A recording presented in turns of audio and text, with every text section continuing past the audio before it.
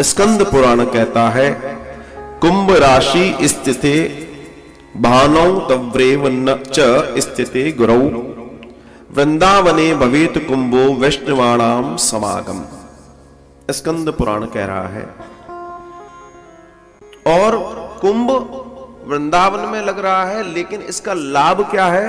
तो बता रहे हैं, लाभ के लिए अश्वमेध सहस्त्राणी, सहस्त्र अश्वमेध हो जाएं, वाजपेयी शतानी, वाजपेयी यज्ञ अगर शतानी हो जाए, 100 हो जाए, लक्ष्यम प्रदक्षिणा भूमे कुंभ स्नाने ही तत्फलम।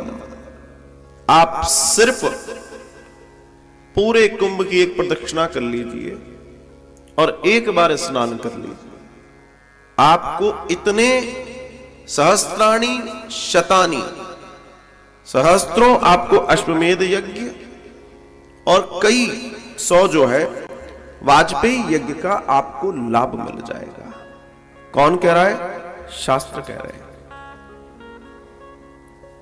इसलिए मैं कहता हूं कलयुग बड़ा सुंदर है, कलयुग की महिमा सबसे अच्छी है। लोगों ने न क्यों कलयुग इज द बेस्ट।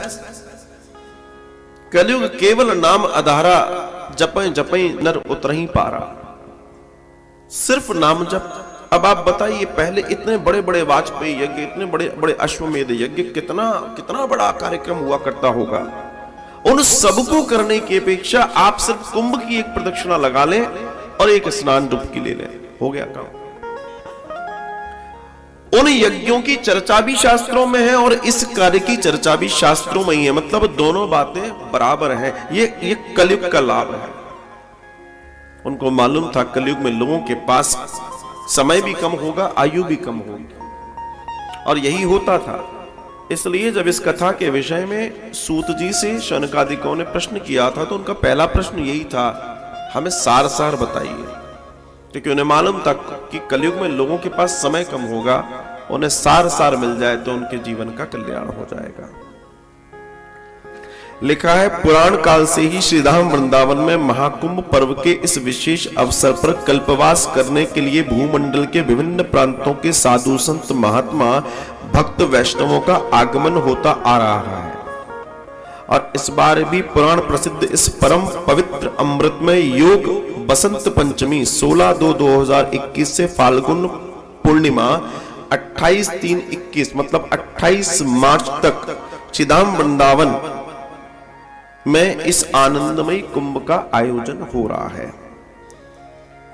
तो इस स्थिति को हम अपने जीवन में उतारने का प्रयास करें। ये महान पल आपको मिल रहा है। अब इसका सबसे बड़ा जो लाभ है, वो लाभ क्या है कि क्यों हमारे को बताया गया कि इसका लाभ क्या मिलेगा। देखो, श्रीमद् भगवत गरुड़ जी जो है अमृत के कुंभ को लाकर श्रीधाम वृंदावन के काली देह तटवर्ती कदम्ब के वृक्ष पर विश्राम करके जम्बू द्वीप वासियों को अमृत लोक का संधान दिया था। तभी से ही श्रीधाम वृंदावन में महाकुंभ मेला होता चला आ रहा है। लेकिन नासिक, उज्जैन, प्रयागराज व हरिद्वार में कुंभ मेला होता है,